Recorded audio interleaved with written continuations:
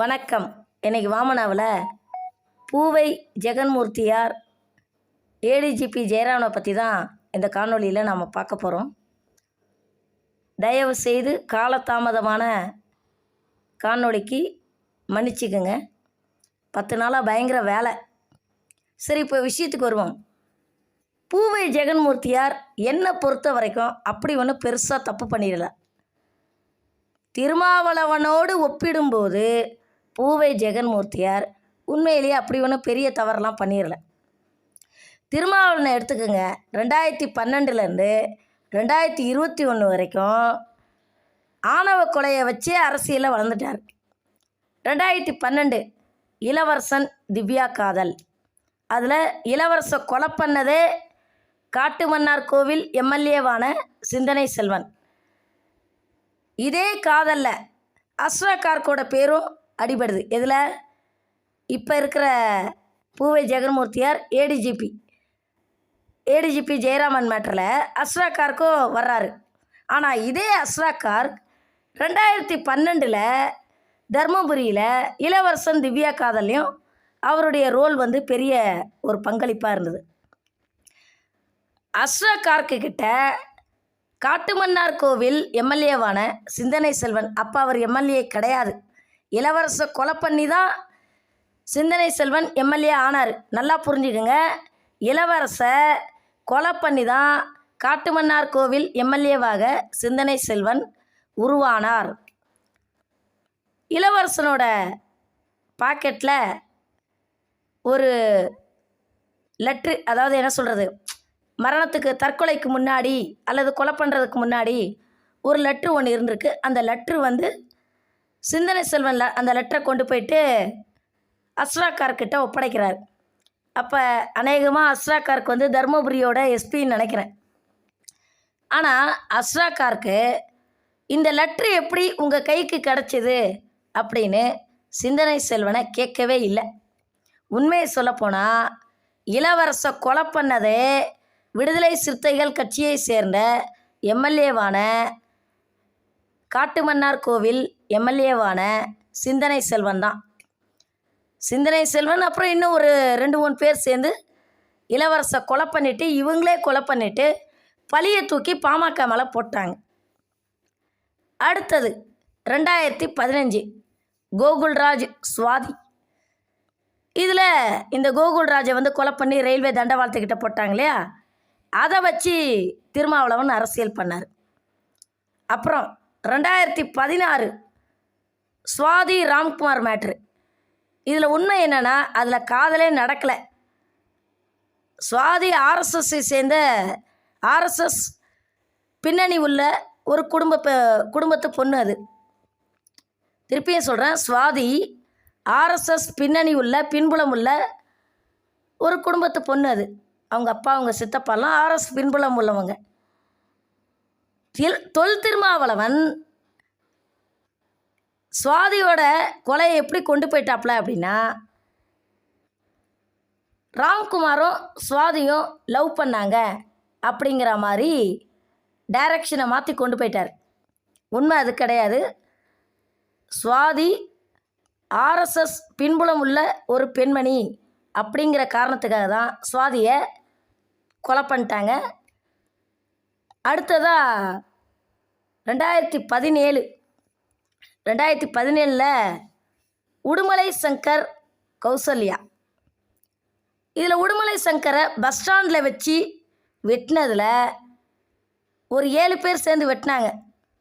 அதில் ஒரு 2-3 பேர் பார்த்திங்கன்னா ஒரு குறிப்பிட்ட சமுதாயத்தை சேர்ந்தவங்க.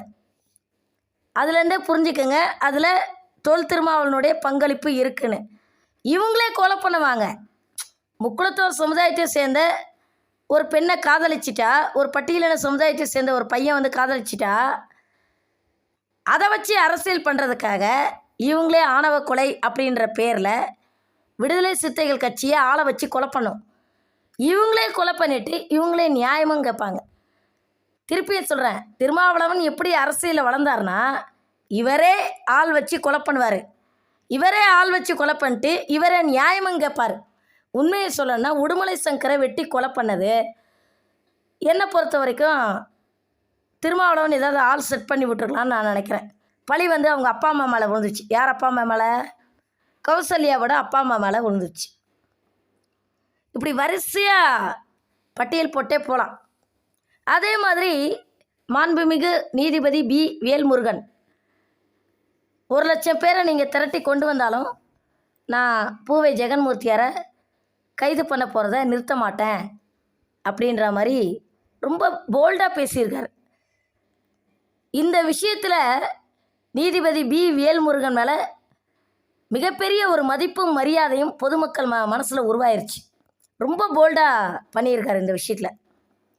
ஆனால் உச்சநீதிமன்றம் கொஞ்சம் லைட்டாக சொதப்பியிருக்கு ஏடிஜிபி ஜெயராமன் மேட்டரில்.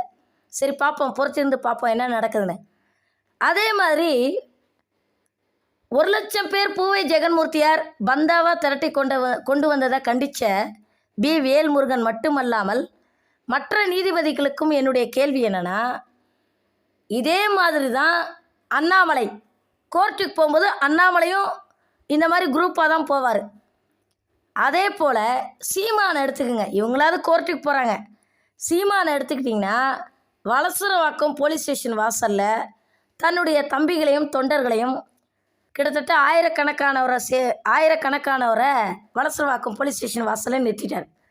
நான் பணம் ஏறுவேன், அதை பண்ணுவேன், இதை பண்ணுவேன் அப்படின்னு சொல்லிட்டு வீரவசனம் பேசக்கூடிய சீமான் சாதாரண ஒரு இன்ஸ்பெக்டரோட விசாரணையை சீமானால் எதிர்கொள்ள முடியல. சாதாரண ஒரு இன்ஸ்பெக்டரோட விசாரணையை எதிர்கொள்ள தைரியம் இல்லாத சீமான், நான் சீமானை வந்து என்ன சொல்கிறது, அவரை வந்து அவமானப்படுத்துகிற மாதிரியோ அவரை வந்து தரம் தாழ்ந்து பேசவோ இல்லை. உண்மையிலேயே சீமானுக்கு தைரியம் இல்லை. ஒரு தைரியசாலி என்ன பண்ணுவார், தனியாக போகாட்டில் பரவாயில்ல, கூட ஒரு 10 பேரை கூட்டு போகலாம், அது கூட தப்பு கிடையாது. யாராவது ஒரு 1000 பேரை வந்து வலசரவாக்கம் போலீஸ் ஸ்டேஷன் வாசலில் நிறுத்துவாங்களா? அப்போ அந்த இடத்துல என்னாச்சு, இந்த நிமிஷம் வரைக்கும் சீமானை தூக்கி விசாரணையில் அதாவது தனியாக தூக்கி விசாரிக்க முடியல. அப்போ ஒரு 1000 பேரை கூட்டிகிட்டு வந்தால் போலீஸ் விசாரணையிலேருந்து தப்பிச்சிடலாம் அப்படின்ற மனப்பான்மையை சீமான் உருவாக்கியிருக்கார். இதை மாண்புமிகு நீதிபதி பி வேல்முருகன் மட்டுமல்ல, மற்ற நீதிபதிகளும் இந்த தவறை வந்து கண்டுபிடிச்சு அதை கண்டிக்கணும். யாராக இருந்தாலும் சரி, காவல்துறை விசாரணைக்கு கூப்பிட்டா ஒரு நல்ல தலைவருக்கு அழகு முடிஞ்ச வரைக்கும் தனியாக போகணும், அல்லது குறைந்தபட்சம் ஒரு 5 பேர் அல்லது ஒரு 10 பேரை கூட்டு போகலாம். யாராவது ஆயிரக்கணக்கானவரை கூட்டு போயிட்டு வாசலில் நிறுத்துவாங்களா? இனிமேலாவது அரசியல்வாதிகள் 1,00,000 பேரையோ 10,000 பேரையோ கோர்ட்டுக்கோ போலீஸ் ஸ்டேஷனுக்கோ கூட்டு போனால் உடனடியாக அந்த அரசியல் தலைவரை அப்போவே சிறையில் அடைக்கணும். அதே போல் நீதிபதி பி வேல்முருகன் நான் கக்கிச்சட்டை நான் கக்கிச்சட்டை அப்படின்னு சொல்லிட்டு பந்தா காட்டுவாங்க இல்லையா, அவங்களுக்கெல்லாம் மண்டையிலே நொங்குன்னு கொட்டுற மாதிரி முதல் முறையாக வரலாறுலேயே ஏடிஜிபி ஜெயராமனை யூனிஃபார்மோட கைது செய்ய சொல்லி உத்தரவிட்டிருக்காரு. உண்மையிலேயே எனக்கு ரொம்ப சந்தோஷமாக இருந்தது. ஆனால் உடனடியாக அந்த சந்தோஷத்தை பகிர்ந்துக்க வீடியோ போட எனக்கு நேரம் இல்லாமல் இருந்துச்சு.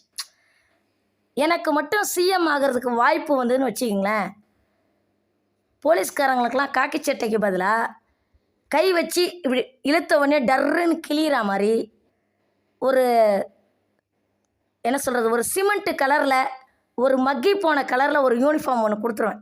அப்புறம் காலில் வந்து ஷூ போட விட மாட்டேன். காலில் வந்து இந்த ஹவாய் செருப்பு இருக்கு இல்லையா, ரப்பர் செருப்பு, போதும் நீங்கள் வேலை பார்த்து கிழிக்கிற லட்சணத்துக்கு, நீங்கள் கலட்டுற லட்சணத்துக்கு இந்த ரப்பர் செருப்பு போகிறோம் அப்படின்னு சொல்லி கொடுத்துட வேண்டியதுதான். போலீஸ்காரங்களுடைய திமிரையும் ஆணவத்தையும் முதல்ல அடக்குனவர் யார் அப்படின்னு சொல்லி பார்த்தீங்கன்னா மாண்புமிகு நீதிபதி பி வேல்முருகன் தான். எனக்கு அந்த நேரத்தில் அவரை மனசார பாராட்டுறதுக்கு நேரம் இல்லாமல் இருந்தது.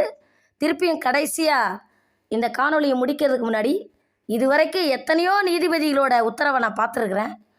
பி வேல்முருகனோட உத்தரவை பார்த்துட்டு ஒட்டுமொத்த தமிழ்நாடே ரொம்ப சந்தோஷப்படுது.